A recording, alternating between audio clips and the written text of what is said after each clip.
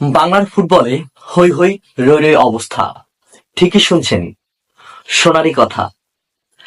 আসছে শামিদ চুম।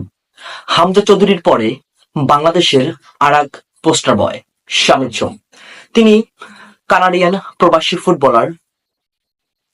কানাডার জাতীয় দলে দুটি ম্যাচও খেলেছেন এবং বর্তমানে তিনি কানাডার একটি লিগে খেলে থাকেন।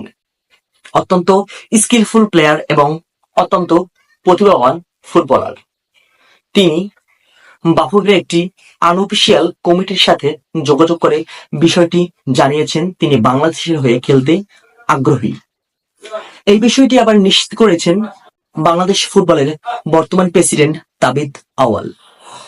তিনিও আশাবাদী। তিনি একটি সাক্ষাৎকারে বিষয়টি নিশ্চিত করেছেন। তিনি বিষয়টি যোগাযোগ মাধ্যমে বা সামাজিক মাধ্যমে অনেক বেশি দেখেছেন এবং তার সাথে অনেক এই বিষয় নিয়ে আলোচনাও করেছেন এবং তিনি এই জন্য এটি নিজ হাতে একটি ওনার সাথে যোগাযোগ করবেন, বিষয়টি কনফার্ম করবেন। অত্যন্ত খুশির সংবাদ বাংলাদেশ ফুটবলের জন্য। হামজার পরে আর এক পোস্টার বয় বাংলাদেশ ফুটবল মাতাতে যাচ্ছে।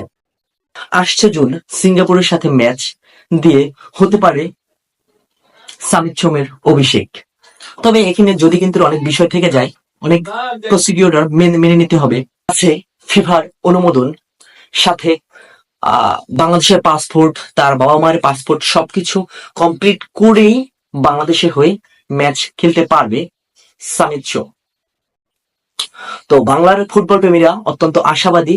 সামিদ চুম আসছে জুনে সিঙ্গাপুরের ম্যাচ দিয়ে অভিষেক ঘটতে যাচ্ছে হামজা চৌধুরীর পরে আর এক পোস্টার বয়।